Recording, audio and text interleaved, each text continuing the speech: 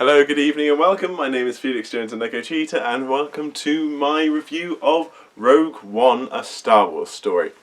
Well, sorry about this thing being a little bit late. Basically I wanted to get this review done a couple of days ago, but right after I saw the film I was with friends constantly for the next couple of days, and then after that I've just been rotten with sickness that's going around. It's just not the best, not been the best time. I'm probably going to be just lying in bed all over Christmas, although that's another story. I'm so disgusting. Anyway, this movie. So quickly, how should we start this review? Well, best thing to say is that I finished at the end of this film. I really wish that I could have applauded. Unfortunately, I was not in one of those cinemas where they do that. I think they do that in America. I don't know. Is that a common thing in America? Either way, my brother saw the movie in London. Apparently, they applauded there. But yeah, I was just like, oh god, I really, really love this movie, and I saw it twice in a row, twice 2 days running, not twice on it. I saw it twice, in 2 consecutive days. You get what I'm saying. Anyway, yeah. What did I think of this movie all in all? I think this is the best Star Wars movie to come out since the original series. That's not necessarily saying that much, but yeah, I think this easily beats Force Awakens. I had a bit more time to think about The Force Awakens since I did a review of it back in December. Yeah, I really wasn't very interested in the characters, and I didn't like how a lot of things came incredibly easily to the characters, and I thought some of it was quite contrived and such, and I didn't like how quickly Rey becomes incredibly powerful, and Finn's storyline is just the fucking lie revealed storyline that we've seen 100 times over elsewhere. This movie is a whole new kettle of fish. This movie is, in my opinion, really superb. I think it has so much to offer, and yeah, there you can nitpick little holes here and there, but all in all, this is the best Star Wars movie to come out in ages for several reasons that I will go into now.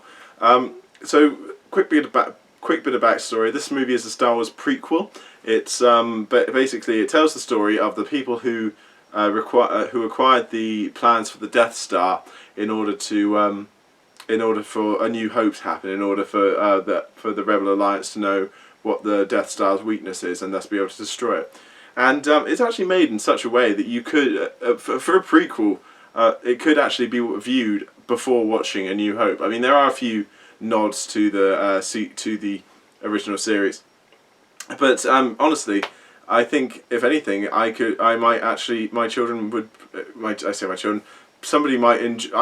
would personally enjoy the series all the more for having seen it in that order. Despite the fact that it does have moments where they will throw in those little prequel references, nowhere near as bad as George Lucas does. We have a couple of characters turning up who are in the original series, but there's probably only 2 moments that I would really say qualify as moments where it's just wink, wink, hey. You've seen the films, haven't you? You've seen the other films, right? You've seen the films. We both know who this is, but nobody else knows who this is. Hey, you and me, we're in on this. And I really hate those moments for that obvious reason that it's like the movie becomes that nudge, nudge, wink, wink Monty Python character. It breaks the fourth wall, and that breaks the essentially, and that breaks my suspension of disbelief. I'm no longer immersed. So yeah, in case you didn't understand why that was a problem, there it is, and it's been everywhere. But going on with the Hobbit as a prequel to the Lord of the Rings, and it was obviously going on in all of Star Wars, and we've had a bit of it in Harry Potter, but nothing too. Actually, I don't think Harry Potter ever did it. Fantastic Beasts. I don't think they ever actually. There weren't really any prequel moments in that. I've got to hand it to them. But then there was another thing that this movie has that doesn't, which is that this movie is really sort of nicely self-contained. It doesn't have to exist as part of the. I mean, you could watch this movie alone and never watch another Star Wars movie, and you'd probably be chuffed, because it was the narrative is enacted in such a way that is very much possible. The story begins and ends, and we are unlikely to be seeing these characters who we are introduced to into this movie ever again. I mean, it's entirely possible. Maybe they will turn up, but yeah, I think the movie basically tried to make it clear without revealing anything that these characters probably aren't going to turn up again. But yeah, the characters in this are pretty great. But yeah, I really appreciate that in this era of franchises where everything is just part of a cinematic universe. You know, from Star Wars to Marvel to DC to Harry Potter to just, you know, name it. Like, but pretty much all of the mainstream blockbuster movies to come out this in the last few years have been all part of some cinematic universe. Finally, we have a movie which, though being part of a cinematic universe, feels very much self-contained, and it's not setting up, it's not leaving unanswered questions, it's not setting up another story that we haven't yet seen. Technically it is, because it's setting up a new hope, but it's more like filling in the blanks. I mean, the premise of this movie doesn't sound particularly interesting. I wasn't fussed at all when I heard about Rogue One and how it was about people who collecting the Death Star plans. I thought there was, you know, how could you make a story out of that? But the fact of the matter is, that is so simple of an idea that it can be built upon and just create this really fantastic and fascinating and just such an enjoyable movie. Yeah, I loved it. I loved every minute of this film. It's quite long, but then, you know, you know, more the merrier when you're really enjoying a movie like this. So yeah, what should I talk about next in this movie? I probably like there are certain things that I really loved about them. The main characters aren't necessarily the actual characters themselves aren't necessarily the most important aspect of this. Basically, the whole team, the whole series, the whole movie is based around this group of people who sort of form a ragtag team together. You know, that old shtick, and where they all go on the same mission together, and they do a very good job of making every single one of these characters interesting and sort of sympathetic. They all have interesting MOs. They all have good reasons to be there. None of them are necessarily like the strongest characters in the world, but together they just make a very entertaining and watchable group, and you do care about all of them. And you know, and that's really cleverly played upon in ways that I can't really necessarily say. Because of spoilers, I'm going to do a non-spoiler section at the end. Sorry, I'm going to do a spoiler section at the end. This is non-spoilers now.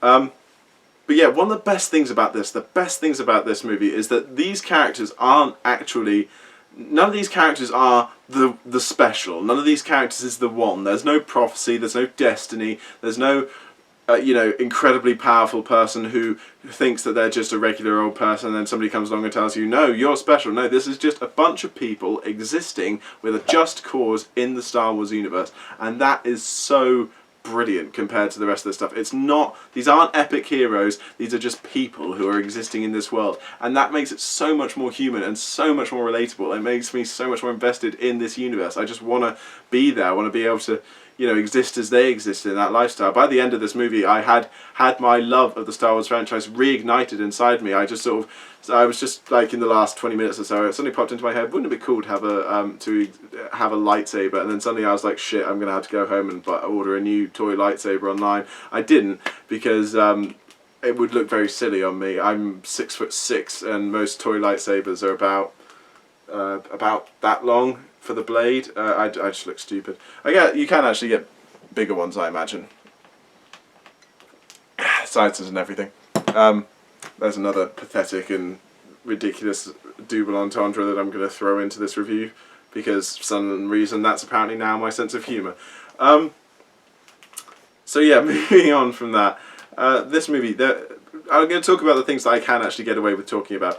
Darth Vader's in this movie. Anybody who's seen the trailers can tell you that. He kicks so much ass. He's not in the movie a lot, no spoilers, but he is he makes quite the impression. Let's put it that way. He makes a hell of an impression, and he is just fantastic in ways that, you know, Darth Vader has not necessarily been before. I mean, we've seen similar sort of stuff, but it was done in such a way that it you know, it brought well, you'll see. It's just very epic.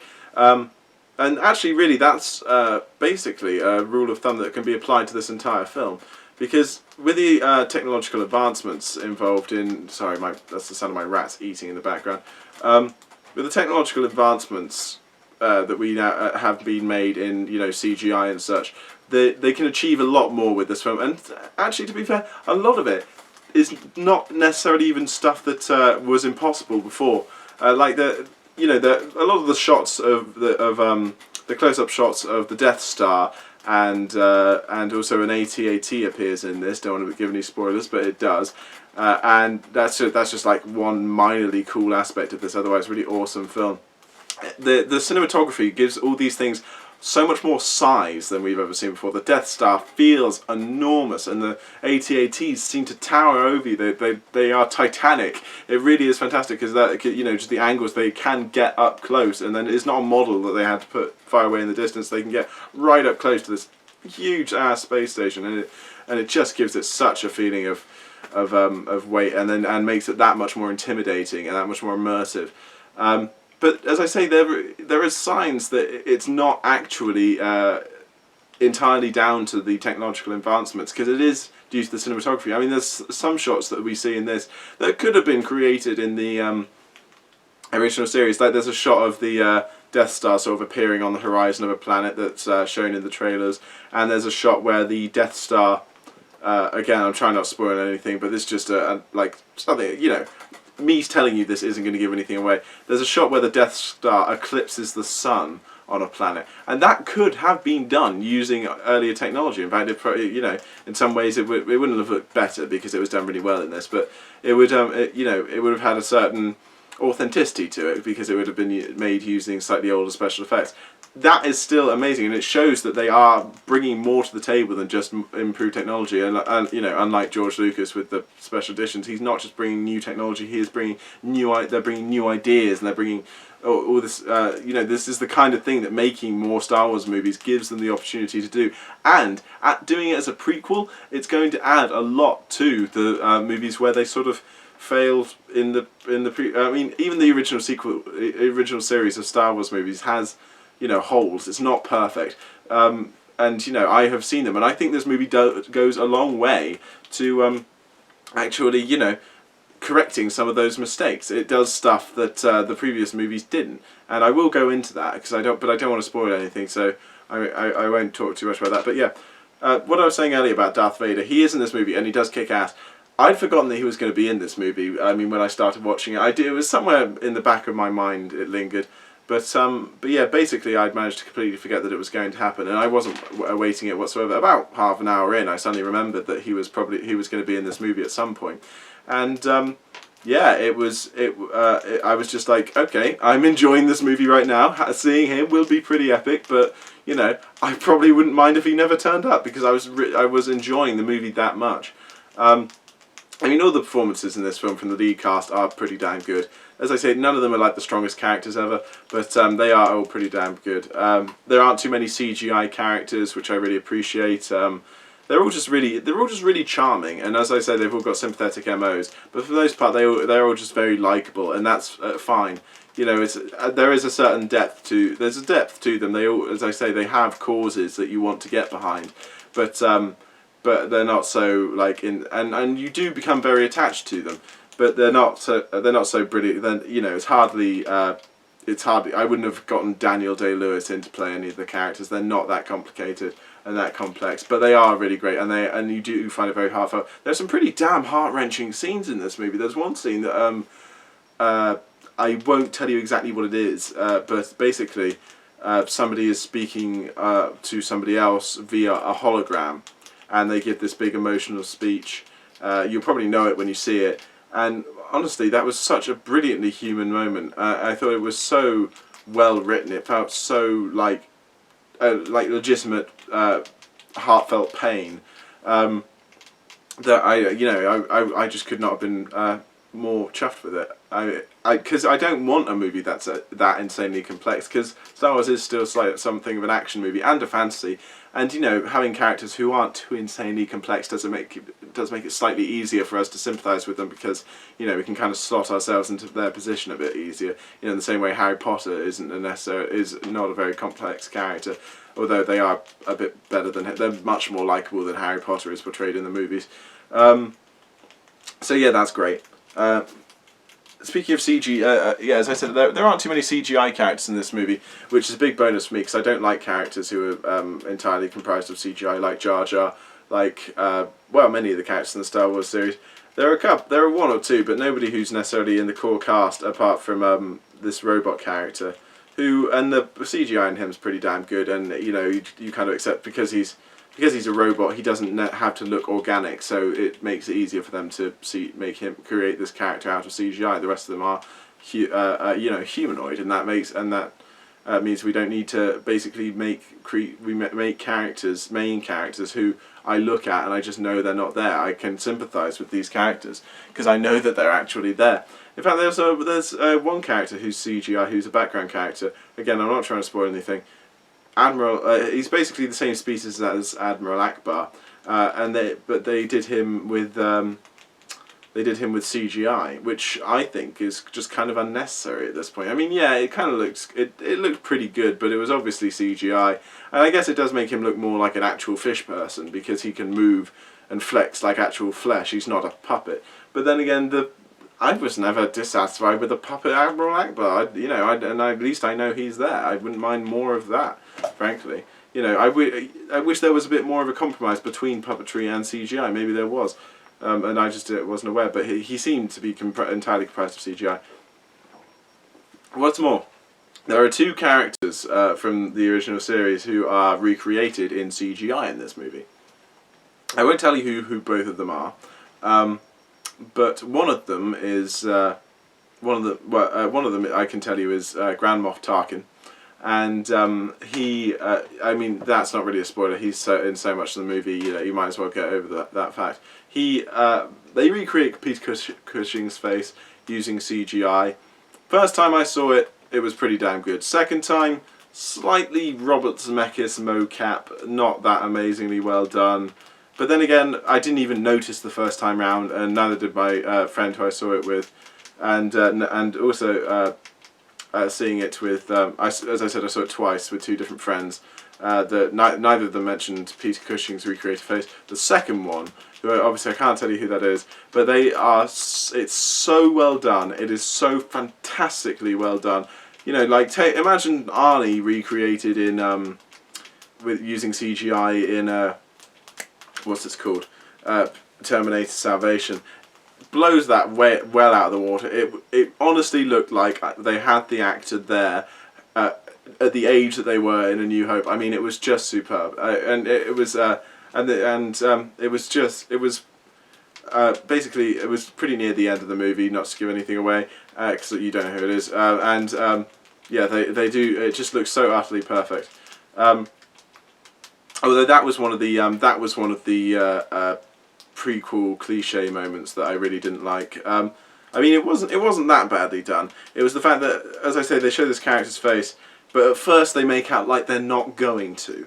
Like, they show the character sort of from behind, and then they show them, below the shoulders, and I'm like, why are you doing this? Because outside of the reality of this movie, this character does not have that much significance. Because in this movie they're just another character. In the main Star Wars series, we know that they are destined to do great things, but they are just a regular character at this point. And so that them doing that sort of teasing moment of ending with the final nerdgasm that was showing that character's face, which was still great. I mean, I won't, but the teasing itself pulled me out of the reality at the moment. I suppose in a way that helped me appreciate how brilliant the CGI was a little bit more, but still, it's just not necessary, and it really does sort of suck you out of the reality of the film. Anyway, what else did I love about this movie? Everyone's great. Forrest Whitaker is, he doesn't make too many appearances in this movie, but I think he basically sells it in the bits that he's in. He just carries himself in such a way that he really executes his lines well, and you can tell that he is managing to get every little last bit of character out of every single one of those lines without being really hammy. So yeah, that was pretty fantastic. As I said, the performances in this movie are pretty damn good on everyone's part. Felicity Jones is fantastic. Another great thing about this movie is that there's no romance plot. I mean, it's like hinted at, but there's no big kiss, no heteronormative must get together and characters must be validated by mushing their genitals together. It was just fine. I mean, yeah, like I said, it was hinted at, but it never came to anything, and that's still pretty damn refreshing, even though it's been done elsewhere. I was talking about it with Moana last week was it even, and they said, and as I said, then it has been done elsewhere, but it's still great to be seeing it more and more in cinema. Moments that I really particularly loved in this movie, I really do want to tell you more and more about it. The ending of this film is utterly superb. I think it's one of the best family movie endings I've seen in a very long time. I'm not going to give anything away, but yeah, I think it deserves a huge amount of credit for the ending. And I looked up on Rotten Tomatoes and think this movie's only got about 85%. I could understand that being a tiny bit due to the characters not being that well fleshed out. Well, some of them, but I think for what this movie is, I think it deserves much more than that. I think personally, it would be a 95% for me, if not higher. Yeah, but whoops, sorry. Well, I was drinking beer, so it's going to happen. But yeah, legitimately sorry about that. Yeah, so moving on. The ending of this movie is bloody fantastic. I really love this film. And other moments that I enjoyed. The Death Star does get used in this film. Obviously, it wasn't just going to sit there for the entirety of the film. And the moments when it is used are utterly fantastic. I've had this thing for a little bit where... but basically... I've had this thing for a bit with where I've kind of wanted to see in movies. Kind of wanted to see an atom bomb go off. Not in reality. I would hate to see an atom bomb go off in reality. It would be horrific. I mean, the idea is just so disgusting. But having said that, can you imagine like the size and the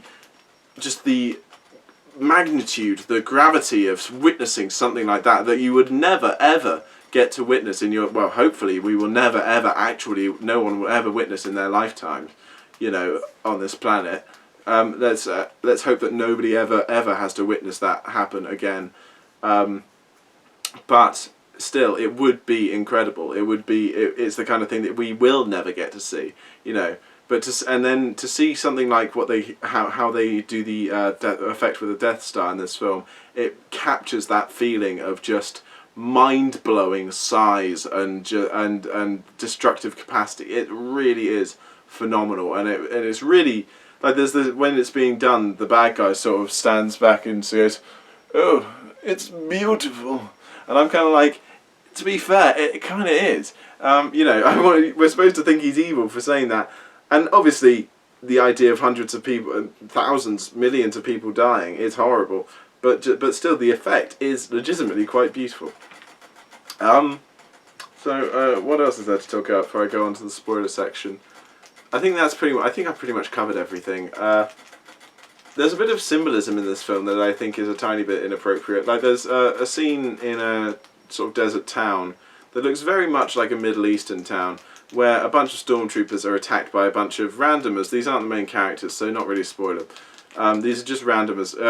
Random rebels attack the stormtroopers wearing elaborate headdresses and such, and using grenades against these, you know, soldiers in uniform.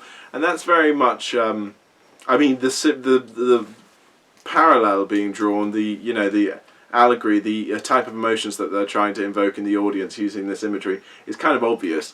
And I'm not going to deny that this has obviously, like the original Star Wars series, has used some references to actual, you know, actual real life politics. Obviously, the fact that the Empire is essentially supposed to be, in some ways, is clearly meant to be Nazis, with the inclusion of the stormtroopers being called stormtroopers after members of the SS.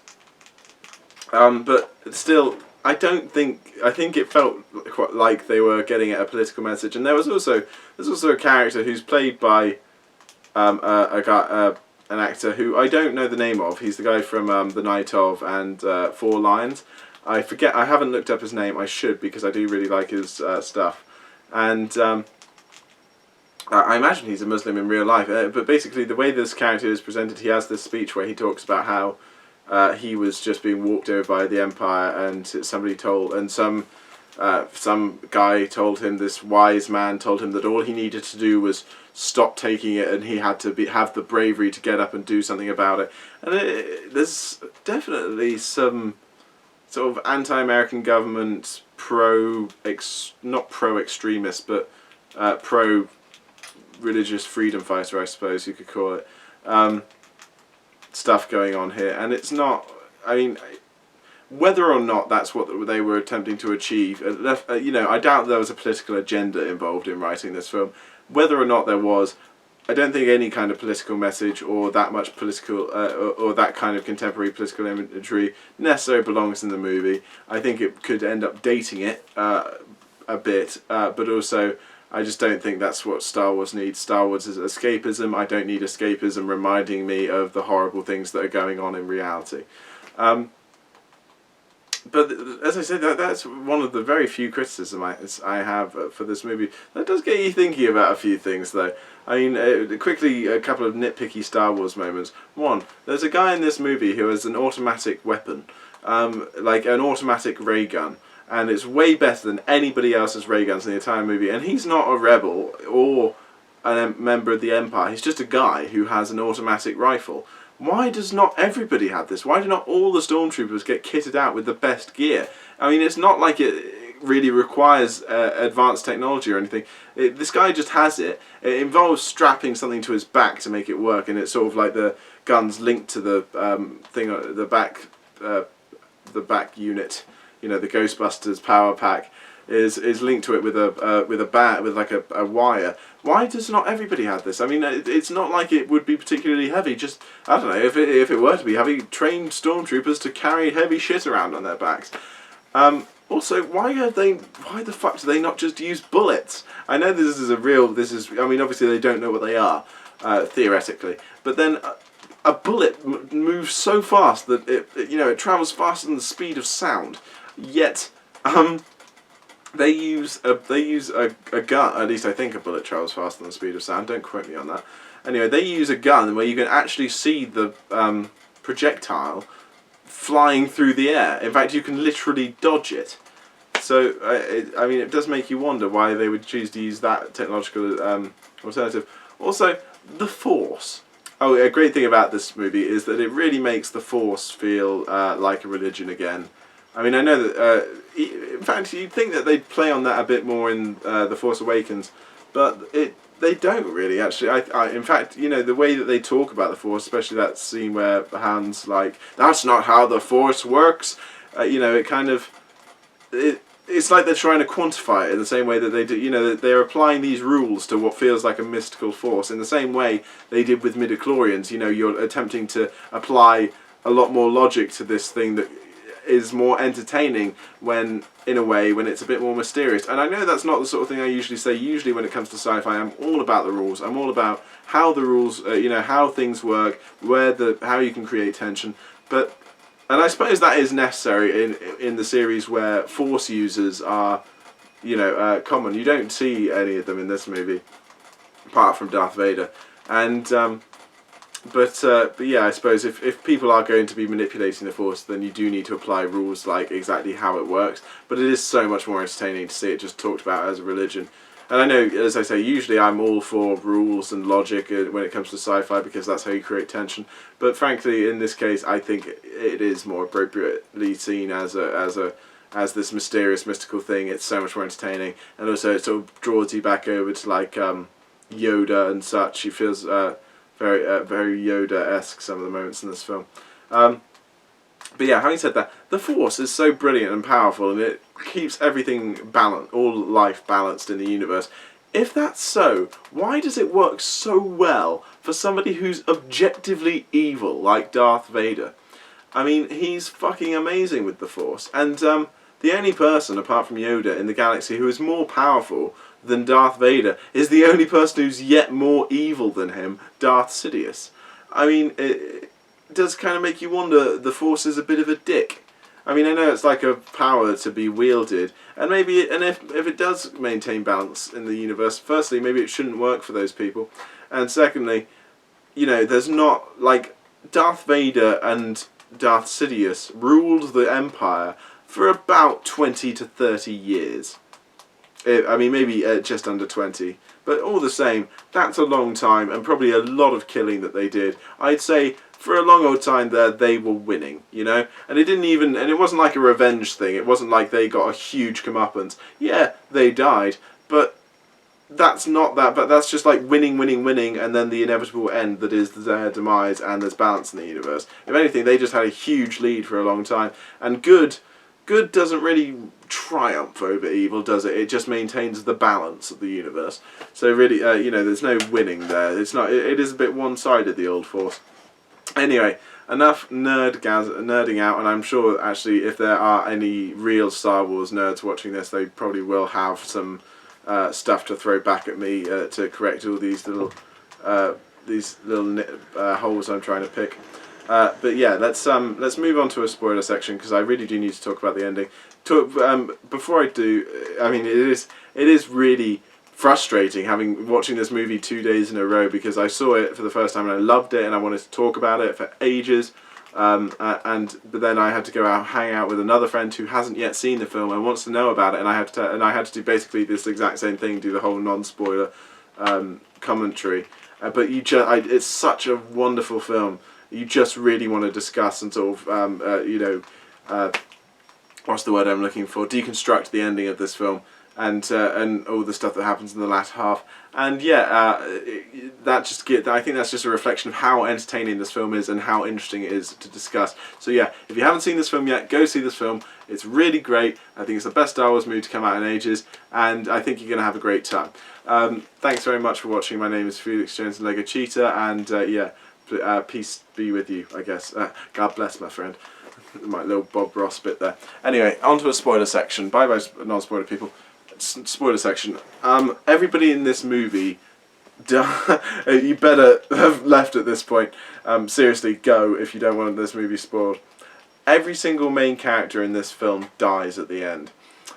And that was absolutely fucking amazing to see in a family film. So dark, so I mean, it wasn't Harry Potter where, you know, like all these guys were just killed off screen, and you know, and a lot of them we never even got that attached to, so who gives a shit. In this movie, we took a cast of lovable characters, presented them to a family audience, made us love them, and then brutally, one by one, killed off every single one of them.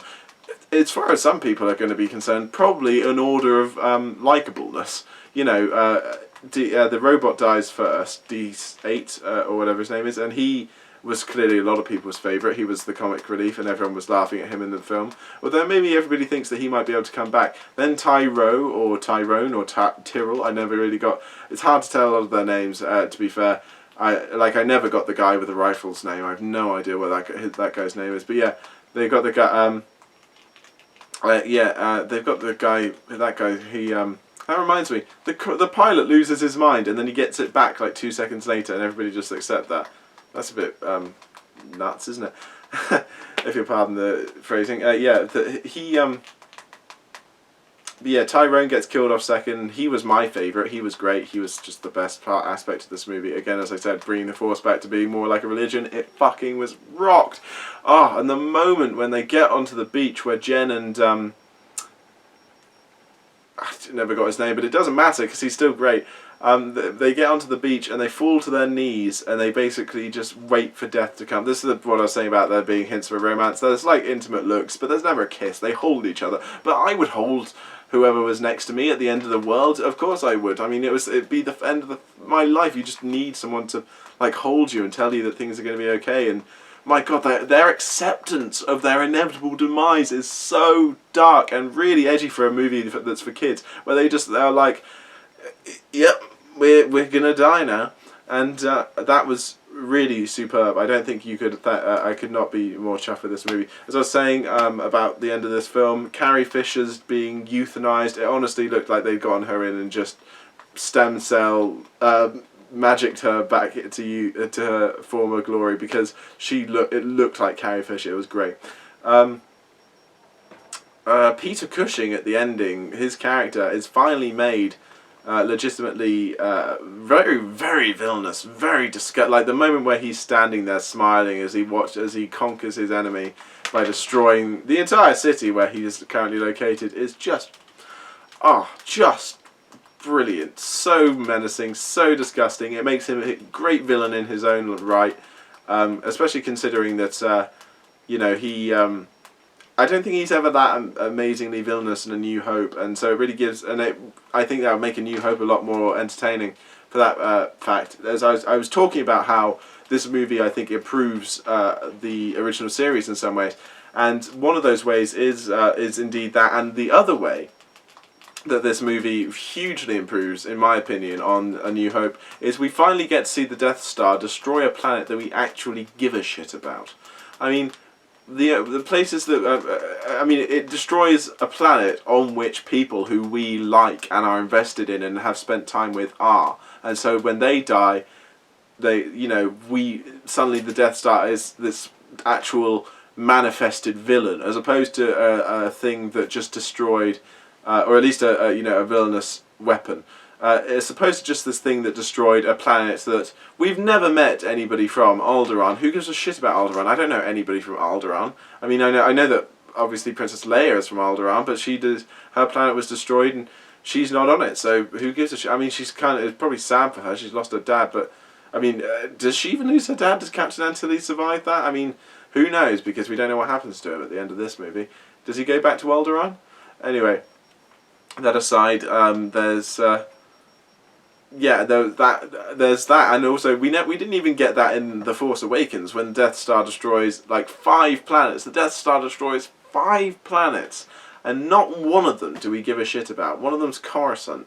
Who gives a shit about Coruscant? It's that crappy planet from the original series, from the prequel series, that they probably were just quite glad to destroy because nobody liked those movies that much. I mean, nobody who likes Star Wars that much likes those movies that much. So yeah, you see what I'm saying. It's we haven't seen the Death Star do something like this before, and it does give it so much more gravity. As I said, Darth Vader kicks a lot of ass in this film. The scene is superb where he takes out those rebels. I just remembered when we were talking about the sort of not the religious imagery, the imagery with with the people who looked quite like Middle East. I was going to say terrorists just then, but that's not necessarily fair. Middle Eastern people, rebels, who they appear like them. It's not. We were just joking about that, and we started to call it, and we were like, yeah, it's kind of like the rebel a la Ions. That could probably be incredibly offensive to somebody. Should I cut that out? No, I won't. Let's see where that lands. See if it gets me in a whole heap of trouble. But it was just a mild joke that was possibly slightly racist. Yeah, I'll try and avoid those in future. Anyway, yeah, I think I've covered most of the stuff that I wanted to talk about the ending of this movie. But yeah, it is the kind of movie that you just want to be enthralled in the ending, and I think the ending is so superb and unique and so needed in a family movie that it's not. I mean, it's not. I say a family movie, but like a lot of movies like the Marvel are trying to go for some more tragic moments, but they still have had nothing on this. And you will never convince me. I mean, you'd have to show me a pretty damn fine family movie that was similarly sad. I mean, Toy Story 3, I guess. In Toy Story 3, it looks like all the toys are going to die for a second, but then they don't, so it's fine. Instead, this is like actual inevitability of death, and it's really it rings home. The bits that I really loved emotionally, I was talking about earlier, when Jen's dad dies after the big rousing speech he gives, when he talks about the pain he feels and how he can only ever bear to think about his family in his strongest moments, because the pain of the loss of those people just threatens to take him even then. That, I think, is incredibly human. That feels really true to how it feels to feel loss, I guess. one of the few criticisms I'd have for this movie is that I think that the climax goes on for a bit long. I feel the same way about A New Hope, to be fair. But there's never a moment that I think was really wasted, and I probably only felt long the second time around because I had seen it twice in 2 days, and yeah, it was still incredibly tense, and I probably won't watch it again for a bit because I don't want to like ruin it. But yeah, for new Rogue One is my top pick of this half of the year at the very least. I didn't see Arrival. And I'm really unhappy about that. Because I've just been very busy lately, and yeah, I didn't get to go see Arrival because I've mainly only been making it down to the really big blockbusters. Those are the ones that I specifically made time for. But yeah, I do wish I'd seen that whilst it was in the cinema because apparently it's very good and it's got a very high rating on Rotten Tomatoes. But yeah, this movie for me, of the movies that I've seen, apart from Arrival, is the best movie of the summer so far. I'm making it into the theatre for movies that aren't big blockbusters, but I don't necessarily do reviews of them all. So yeah, thanks very much for watching. Sorry for the racist joke, and yeah, thanks again. Thanks so much. It's been great. I love talking to you guys. I love talking about films. This is a great film to talk about. I think this one ought to be, every nerd across the country, every Star Wars fan is going to be talking about this movie and discussing it. I think, and hopefully mainly positive, because I think it does deserve it. So yeah, thanks very much for watching. I'm Felix Jones and Lego Cheetah, and peace out. I love you all.